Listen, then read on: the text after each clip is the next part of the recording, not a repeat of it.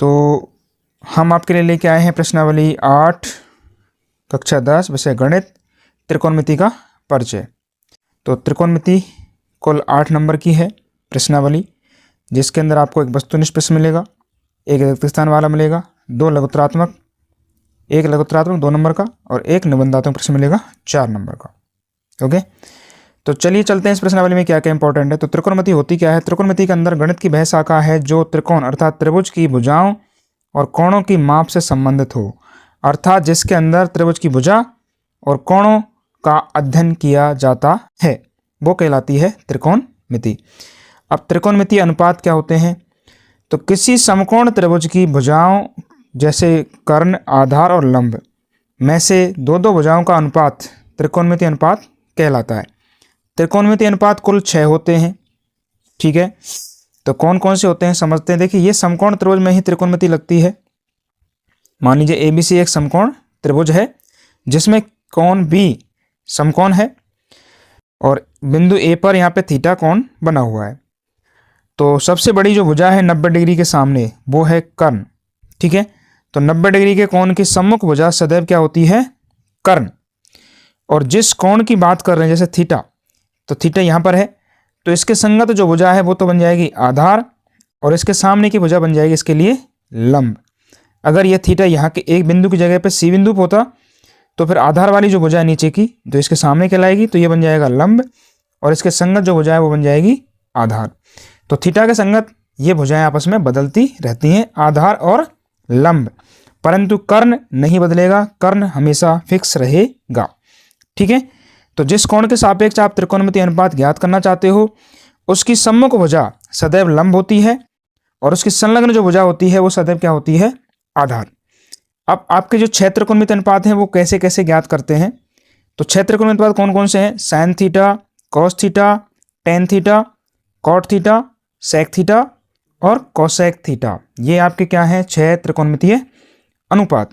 यहाँ पर हम लंब को शॉर्ट में L के नाम से जानेंगे, L, और K को बोलेंगे कर्ण और A को बोलेंगे आधार। ठीक है, तो साइन थीटा को लिखने का तरीका यह है L बटा K यानी लंब बटा कर्ण। ठीक है, कॉस का है आधार बटे कर्ण, टेन को लिखते हैं लंब बटे आधार। तो ये सीधा है। अब इनका जस्ट उल्टा कर देंगे तो आपके कॉट, सेक और कोसेक आपको प्राप्त हो जाएंगे। तो टेन का उल्टा होता है कॉट, तो कॉट को जब लिखना है तो इसको उल्टा लिख देंगे आधार बटे लंब। ठीक है, इसी तरह सेक को लिख देंगे कर्ण बटे आधार, कोसेक को लिख देंगे कर्ण बटा लंब। तो अगर इसको शॉर्ट में हम लिखें तो ये हो जाएगा LAL बटे KA, लाल बटा कक्का भी कह सकते हो इसको आप। तो इस तरह से 3 जोड़े बन जाते हैं, L बटा K, A बटा K और L बटा A। साइन कॉस टेन ऊपर और कॉट, सेक, कोसेक नीचे। ठीक है, अब बढ़ते हैं आगे। तो जैसा मैंने अभी आपको बताया, साइन थीटा बराबर लंब बटे कर्ण या L बटा K, कॉस थीटा बराबर आधार बटे कर्ण A बटा K, टेन थीटा बराबर लंब बटे आधार L बटा A। अब 3 इनके अपोजिट है तो कॉट हो जाएगा टेन का उल्टा, तो कॉट बराबर हो जाएगा आधार बटे लंब A बटा L। सेक थीटा है कॉस का उल्टा, तो कर्ण बटे आधार यानी K बटा A, और कोसेक थीटा है साइन का उल्टा यानी कर्ण बटा लंब K बटा L। ओके, अब इनमें आपस में क्या संबंध है ये भी समझ लेते हैं। तो जैसा कि मैंने अभी आपको बताया कि 3 आपस में एक दूसरे के बिलोंग होते हैं। कैसे? फर्स्ट एंड लास्ट, दोबारा दो। साइन किसका बिलोंग है? उल्टा है कोसेक का, कॉस किसका है? सेक का, और टेन किसका है? कॉट का। आप इनको बस क्रम से लिखना सीख जाएं, sign, cos, tan, cot, sec, cosec, इनको इसी क्रम में लिखेंगे ना तो इनको उल्टा किसका कौन उल्टा है ये आपको समझ में आ जाएगा, क्योंकि पहले का लास्ट वाला उल्टा है, सेकंड का सेकंड लास्ट, और बीच वाले दोनों आपस में एक दूसरे के विपरीत हैं। ठीक है, तो इस तरह से साइन किसका उल्टा है? कोसेक का, तो साइन बराबर लिख सकते हो 1 बटे कोसेक, या कोसेक बराबर लिख सकते हो 1 बटा साइन। कॉस बराबर लिखोगे 1 बटे सेक, तो सेक बराबर लिखोगे 1 बटा कॉस। टेन बराबर लिखोगे 1 बटा कॉट, और कॉट बराबर हो जाएगा 1 बटा टेन। इसका मतलब साइन कोसेक का विपरीत है और कोसेक साइन का उल्टा है। इसी तरह कॉस सेक का उल्टा है तो सेक कॉस का उल्टा है। किसी जगह पर अगर आपको सेक लिखा हुआ है और उसको कॉस में बदलना है तो 1 बटा कॉस के रूप में आप बदल सकते हो। इसी तरह कोसेक को बदलना है साइन में तो 1 बटा साइन भी लिख सकते हो। और साइन को अगर कोसेक में चेंज करना है तो 1/कोसेक भी लिख सकते हो। तो यहाँ पर ये एक दूसरे को चेंज करने के काम आते हैं। टेन थीटा बराबर लिखेंगे आप 1/कॉट, क्योंकि टेन कॉट का उल्टा होता है। तो इसी तरह से कॉट क्या हो जाएगा, कॉट बराबर हो जाएगा 1/10। अब टेन और कॉट दो ऐसी त्रिकोणमितीय अनुपात हैं जिनको साइन कोस में कन्वर्ट भी कर सकते हो। तो टेन को साइन कोस में कैसे लिखेंगे, टेन बराबर हो जाएगा साइन बटे कॉस, और कॉट का हो जाएगा जस्ट उल्टा इसका, तो कॉस बटा साइन। ओके, अब इस प्रश्नावली में थोड़ा और आगे चलेंगे तो हमको कुछ सर्व समीकरणाएं आपको देखने को मिलेंगी और एक आपको इनके मानों की सारणी मिलेगी, यानी एंगल्स की सारणी, 0, 30, 45, 60 डिग्री, 90 डिग्री के मान कितने कितने, तो वो भी हम आपको बताएंगे। तो सबसे पहले बात करते हैं त्रिकोणमितीय सर्व समीकरण। तो सर्व समीकरण number 1, sine square theta plus cos square theta बराबर होता है 1। दूसरी है 1 + tan स्क्वायर बराबर सेक स्क्वायर। तीसरी है 1 + कॉट स्क्वायर बराबर कोसेक स्क्वायर। तो ये आपके 3 सर्व समीकरण हैं जो बहुत ही इंपॉर्टेंट है और इन्हीं से आपका पूरा प्रश्नावली होगा। जो बड़े क्वेश्चन आते हैं वो इन्हीं से रिलेटेड आते हैं, ठीक है।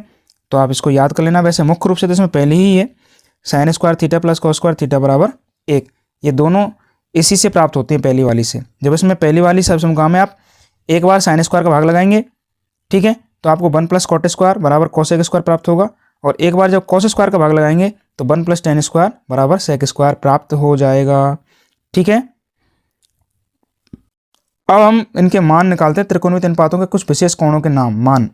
तो देखिए यहाँ पे एक सारणी बनी हुई है, इस सारणी को बनाना आप सीख सकते हो, ठीक है।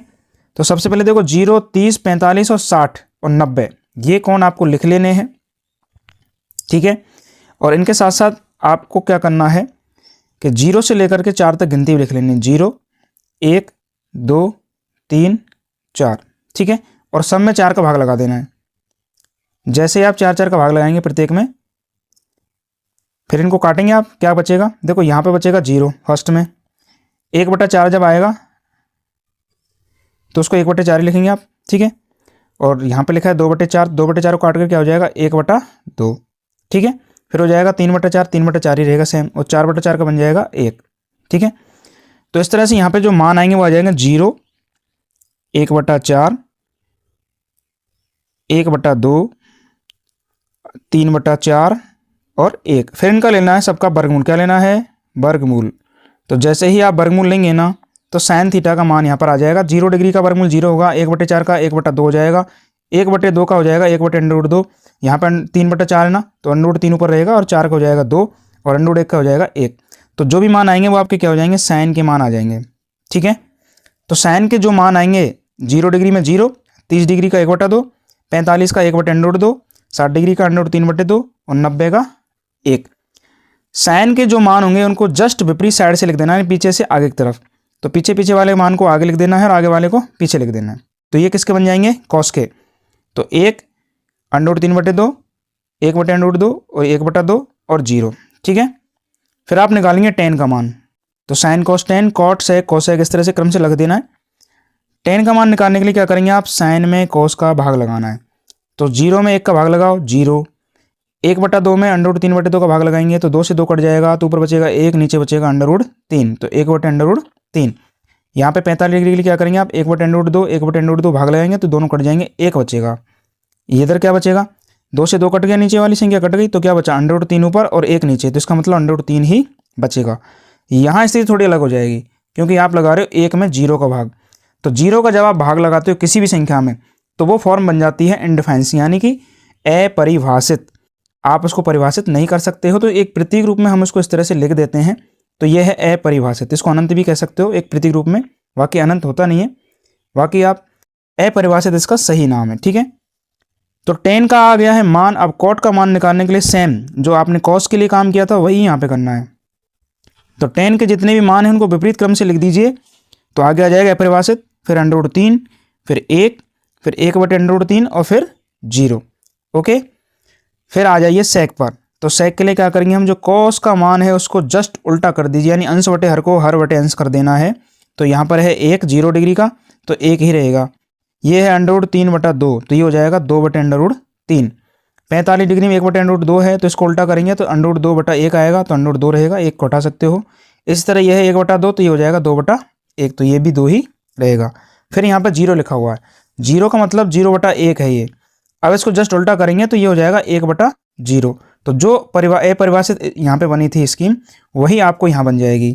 तो यहाँ पर हो जाएगा अपरिभाषित, क्योंकि 0 नीचे आ जाएगी और 1 ऊपर चला जाएगा। ठीक है। फिर आपको कौशिक के लिए क्या करना है, कौशिक के लिए भी यही क्रम अपनाना है, पीछे वाले मानों को आगे लिख देना और आगे वाले मानों को पीछे लिख देना है। तो इन्फिनिटी आगे आ जाएगा एक तरह से अपरिभाषित, ये 2 आगे आ जाएगा, √2 सेम रहेगा, 2/√3 पीछे चला जाएगा और 1 आगे का पीछे चला जाएगा। तो इस तरह से ये हमने एक मानों की सारणी प्राप्त कर ली है। अब इससे रिलेटेड आपको सवाल पूछे जाएंगे, कोई सवाल आएगा उसमें sin 45, 30, sin 30, cos 10, इनका मान आपको रखने हैं और फिर इनको थोड़ा सा हल करना है। ठीक है, तो ये सवाल जरूर आता है। तो ये थी पूरी त्रिकोणमितीय अनुपातों की प्रश्नावली। अब हम पढ़ते हैं प्रश्नावली 9, जिसके अंदर इन त्रिकोणमितीय अनुपातों का प्रयोग दिया जाएगा। और ये प्रश्नावली भी कितने नंबर की है, 5 नंबर की। ठीक है, तो यहाँ पर भी आपको एक वस्तुनिष्ठ प्रकार का प्रश्न मिलेगा, एक अतिलघुत्तरात्मक मिलेगा और एक लघुत्तरात्मक मिलेगा 2 नंबर का। तो इस तरह से टोटल 5 नंबर की प्रश्नावली है। चलिए तो सबसे पहले बात करते हैं दृष्टि रेखा। तो दृष्टि रेखा क्या होती है, किसी वस्तु को देखते समय हमारी आंख के साथ वस्तु को मिलाते हुए खींची गई एक काल्पनिक रेखा को ही दृष्टि रेखा कहा जाता है। यानी हम वस्तु को नीचे से ऊपर देख रहे हैं, जैसे यहाँ पर हमारी आंख है और वस्तु आपकी ऊपर है, तो हमारी आंख ऊपर देखेगी, तो ये बन जाएगी आपकी दृष्टि रेखा।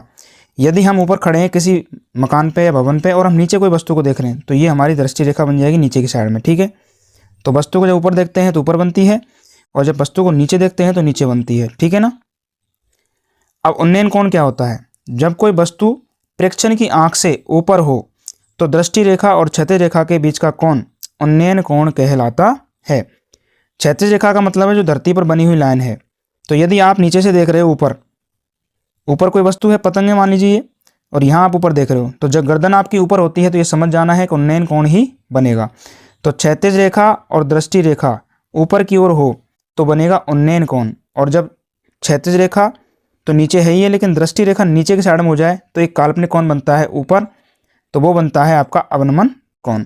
ठीक है, तो जब कोई वस्तु प्रेक्षक की आंख से ऊपर हो और दृष्टि रेखा क्षैतिज रेखा के बीच के बना कोण उन्नयन कोण कहलाता है। उदाहरण के लिए, आसमान में h ऊंचाई पर एक पतंग उड़ रही है, उसको देखते समय दृष्टि रेखा तथा क्षैतिज रेखा के मध्य में बना हुआ कोण क्या होगा, उन्नयन कोण। तो बच्चों यहाँ पे थीटा है, ये है उन्नयन कोण। दूसरा है अवनमन कोण। जब कोई वस्तु प्रेक्षक की आंख से नीचे हो तो दृष्टि रेखा और क्षैतिज रेखा के बीच का जो कोण होगा वो अवनमन कोण कहलाएगा। ठीक है, तो आप यहाँ पर खड़े हैं, वस्तु यहाँ है, तो आप नीचे देख रहे हो, तो नीचे की जो क्षैतिज रेखा है वैसे ही आपको ऊपर एक काल्पनिक रेखा माननी है कि ऊपर भी एक क्षैतिज रेखा होगी काल्पनिक आकाश में। तो यहाँ क्षैतिज रेखा ऊपर वाली के साथ और दृष्टि रेखा के साथ जो कोण बनेगा वो कहलाएगा अवनमन कोण। एक इमारत के शिखर पर खड़े लड़के द्वारा इमारत के आधार की ओर आती कार को देखते समय कार और आंख के बीच की दृष्टि रेखा और क्षैतिज रेखा के बीच बना कोण क्या कहलाएगा, अवनमन कोण। ठीक है, उन्नयन कोण और अवनमन कोण बराबर होते हैं, सदैव बराबर होंगे, क्योंकि ये दोनों रेखाएं समांतर होंगी। तो नीचे का कोण थीटा यहाँ पे उन्नयन बनेगा और यहाँ ऊपर का कोण बनेगा अवनमन। तो दोनों क्या आ जाएंगे, जेड में आ जाएंगे, एकांतर कोण बन जाएंगे, इसलिए दोनों का मान क्या होगा, बराबर। ठीक है, अवन में मुख्य रूप से कौन कौन से सूत्र प्रयुक्त होते हैं, तो मुख्य रूप से वही प्रयुक्त होते हैं जो त्रिकोणमितीय अनुपात में हमने पढ़े, साइन थीटा, कोस थीटा और टेन थीटा, जिसमें सबसे ज़्यादा टेन का उपयोग होता है। ठीक है, तो साइन बराबर होता है लंब बटे कर्ण, कॉस बराबर होता है आधार बटे कर्ण और टेन बराबर होता है लंब बटे आधार, यानी लाल बटे कक्का याद कर लेना है। यहाँ पर भी समकोण त्रिभुज ही बनेगा और समकोण त्रिभुज में एक कर्ण बन जाएगी भुजा, और यहाँ पर अगर थीटा है तो इसके सामने की भुजा लंब हो जाएगी और नीचे की भुजा आधार। यदि थीटा ऊपर है तो इसके सामने की भुजा लंब और साइड वाली भुजा आधार बन जाएगी। तो इस प्रश्नावली के अंदर आपको त्रिभुज के अंदर एक तो दिया जाएगा थीटा और एक दी जाएगी भुजा। ठीक है, और दूसरी भुजा का मान आपसे पूछा जाएगा। तो हम त्रिकोणमितीय अनुपात का यूज करके यहाँ आप देख सकते हो हर त्रिकोणमितीय अनुपात में 3 चीज ही हैं कि 2 तो है भुजा और एक है थीटा। तो आपको देखो एक तो थीटा मिल जाएगा और एक भुजा मिल जाएगी, तो दूसरी भुजा आपसे पूछी जाएगी, या फिर हो सकता है दोनों भुजा दे दे और आपसे कोण पूछ ले, ऐसा भी हो सकता है। ठीक है, तो कहने का मतलब है 2 भुजा और एक कोण है, इनमें से आपको कोई भी 2 चीज़ मिलेंगी और तीसरी चीज़ आपको निकालनी पड़ेगी। ओके, चलो कुछ मुख्य चीज़ें लेते हैं जो 1 नंबर में आ सकती हैं। जैसे उन्नयन कोण थीटा बराबर 30 डिग्री है। ठीक है, मान लीजिए कोई पेड़ है और उसकी ऊंचाई है और उसकी छाया के अनुपात दिए गए, क्योंकि छाया वाला सवाल ज़्यादातर आता है। ठीक है, तो मान लीजिए एक ये पेड़ है, इसकी छाया ये है और यहाँ पर 30 डिग्री का कोण ये बनाती है। ठीक है, तो tan थीटा बराबर 1/√3 हो जाएगा। तो अभिष्ट अनुपात हो जाएगा 1/√3। ठीक है, इसी तरह यहाँ पर अगर 45 डिग्री का कोण बनाती है तो यहाँ पर दोनों भुजाएं यानी छाया और ऊंचाई कितनी हो जाएगी? 1:1, यानी छाया और ऊंचाई कैसी होगी? बराबर होगी। अगर 60 डिग्री का कोण आपको दिया गया है थीटा, तो यहाँ पर √3:1 बनेगा tan का मान। ठीक है, तो ये थी आपकी त्रिकोणमितीय अनुपातों की प्रश्नावली, जिसमें आपने जाना कि कैसे हम त्रिकोणमितीय अनुपातों का यूज कर सकते हैं, और 8 प्रश्नावली के अंदर हमने त्रिकोणमितीय अनुपातों के जो सवाल थे वो हल किए। ठीक है, तो मिलते हैं अगले वीडियो में। Okay, bye.